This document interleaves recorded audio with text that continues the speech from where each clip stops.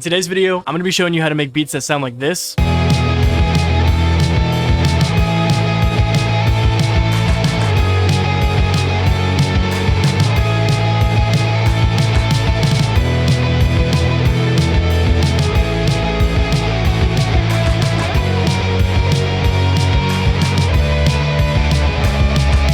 For artists that look like this is gonna be a pretty chaotic one. Going on a trip tomorrow. I haven't packed. Room's not clean. I actually spent like 2 hours making a beat inspired by like I Walked This Earth All By Myself, more of like an 80s retro vibe. It was fucking ass, bro. It was one of the worst beats I've ever made. Whipped up this beat in like 20 minutes and I was like, okay, this is cool. I can make a video. Fun fact, Ekkstacy actually recorded on one of my beats like 2 years ago. That is never gonna drop. Cool story. I actually got that placement from a YouTube tutorial on a beat that I thought was terrible and I almost didn't post it. You never know what people are gonna like. All right, we are hopping into FL Studio. I really want to start doing some live cook-up videos for you guys. I'm sorry, you know, life happens. A lot of stuff's going on. The very first thing I'm gonna do with this beat is actually start this off with a bass line. I had this bass line in my head. The bass lines in Ekkstacy tracks are really cool because they're simple, but super catchy. So the bass line that I came up with is gonna sound like this. As per usual, I'm gonna put the tabs up on the screen. I haven't found the perfect tab making program yet, so I don't really know how to work this program. And basically, the time signatures are a little bit off, but the notes are correct. So this is what it's gonna sound like.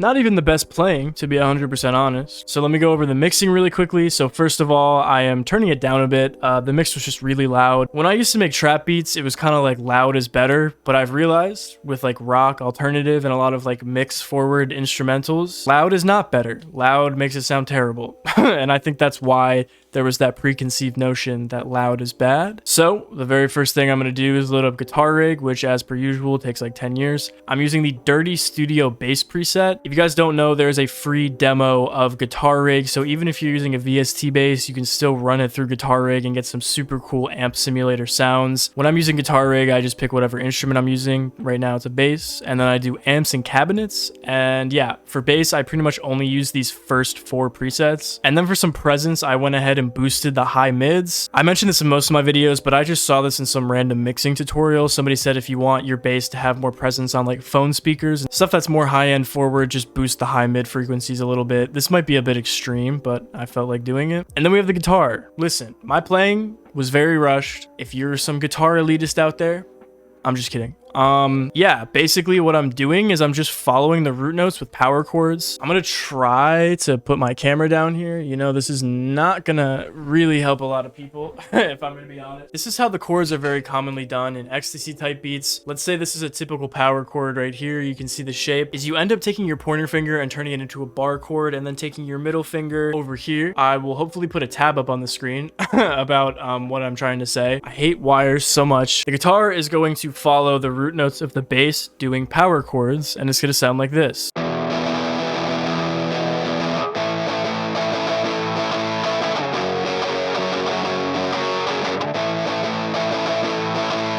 As I said, it's definitely a little bit choppy because I kind of just comped some stuff together because I'm in a rush. Just to follow the bass notes, you know, at the very end, I switch it up a little bit with those higher bass notes. I can't even fucking talk today, bro.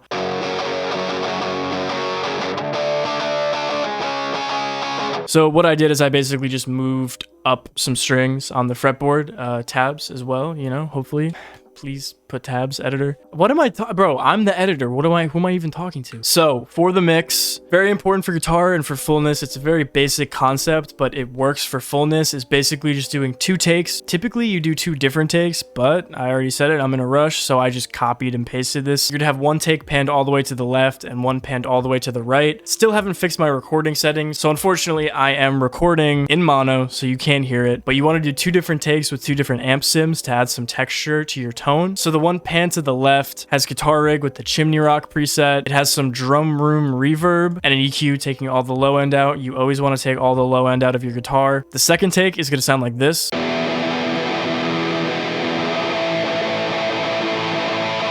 So this take has a reverb first, which I realized you're not really supposed to do, but you know, who cares? It sounds cool. And then we have a heavy baritone rhythm preset. Again, we're mostly just going for guitar, amp, and cabinet simulators. And then another EQ yet again, taking all the low end out. Man, this might be one of the most chaotic videos on my channel. And then the very last thing for the guitar is going to be this lead pattern that's going to sound like this.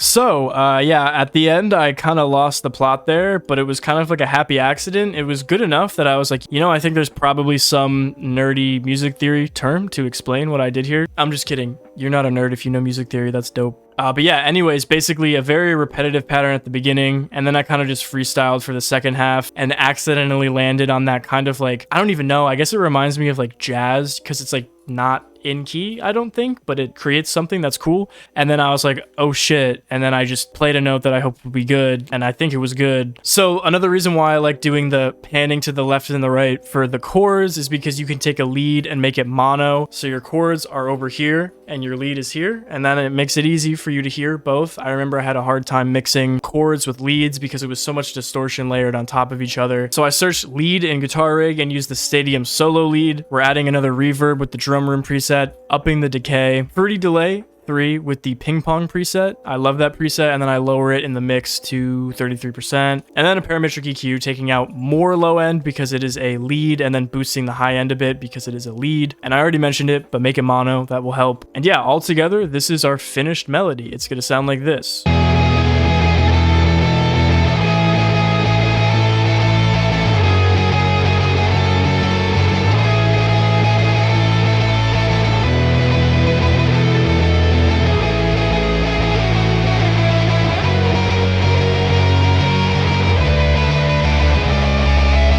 All right, before we move on to the drums, guys, I want to quickly interrupt this video and let you guys know if you are enjoying it, leave a like. It would be greatly appreciated. And if you want to support my small business, go ahead and check out my VIP club. We're going to be using my Prologue drum kit for the drums, and I'm offering a free demo that you can go ahead and download right now, along with my entire legacy vault. So basically, every single free pack that I've ever made is instantly available to you when you join my VIP mailing club. I also stop in your inbox weekly to give tips, tricks, and advice, as well as weekly free packs. If you guys like free things, check it out. Every single Friday, you get new samples. This sample that we went over in this video will be available this Friday. Pretty cool stuff. Let's go ahead and go over the drums. All right, so the drums are always my favorite part of these Ekkstacy type beats, which is why I was so hyped to drop this Prologue kit, because I had been looking for Ekkstacy post-punk indie-inspired drums for the longest time, and I couldn't find it, so I just, you know, I was like, fuck this, I'm gonna make my own. So let's start this beat off. It's gonna be very simple. We're gonna start with a snare pattern like this.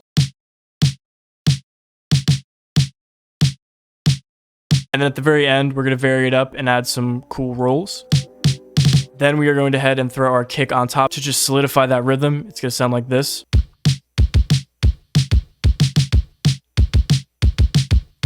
I got to do this like every video. The general consensus for these beats is like, that's all you need to know for real. But no, generally take that like super simple bounce and just kind of add notes as you feel. Something that confuses a lot of people is because you're in such a high BPM, like 185, your snare hits are hitting twice as often. This is not a trap beat, so you're not going for like two-step hi-hat and claps. You're going for kicks and snares, and they're hitting much more frequently. And to spice it up, you know, add these little ghost notes like I do. Imagine that you're just like a drum player having some fun. And then I went ahead and threw these kicks on here that was kind of inspired by the track Christian Death. So those are going to sound like this.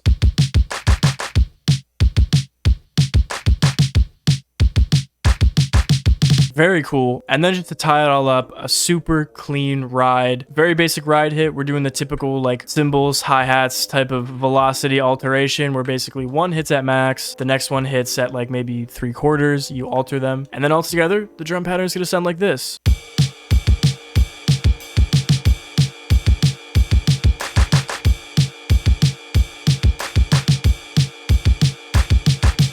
Okay, you know, I need to like go in more depth about the drums because I always get to this point in the video and then I'm like, wow, that was it. But no, really, it's the drum kit, man. You know, I don't want to be one of those guys that's like, you just can't make these beats unless you have a crazy drum kit. But like the drum kit, the sound selection is really what is going to solidify a super good drum pattern within this subgenre. And yeah, I'm not really going to go over the structuring too much, but I will go over two essentials that I think are super important for Ekkstacy type beats. One of them being this classic intro. So basically just isolate the kick and the snare and make it play for like 1 or 2 bars like this.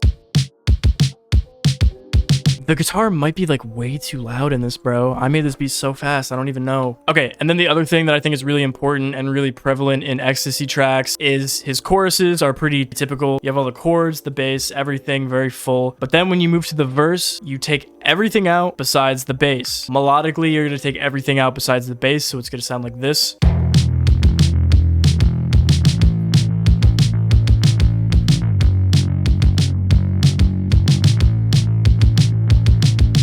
Very common if you're going for that Ekkstacy vibe. It's very important that you do that. And then the very last thing, if you have a lead, maybe save it for like a very high point in the beat, probably towards the end. Typically, Ekkstacy will like, you know, sing on the chorus, talk a bunch more and sing more on the verse, but it's more focused on his vocals. There's another chorus, another verse, and then it's like this big triumphant moment at the end of the track. There's some leads playing, maybe there's extra drums, who knows? It's very triumphant, and then the beat ends, and it's cool. How long was this recording? 20 minutes. Not gonna lie, it probably would have been that long even if I didn't have a time crunch. All right, that's gonna do it for today's video, guys. I'm sorry it was chaotic. I'm sorry it was rushed. I'm just happy to be making videos again. This video specifically is something that I've been waiting to make for a very long time. The Ekkstacy tutorial I made like a year or 2 back was with somebody else's guitar loop because that was back when I didn't even play guitar. I was like, man, I wish I could play guitar. And now we're here, so it's pretty cool. Anybody who's been around that long, I appreciate you a ton. You're a real one. If you like this video, leave a like.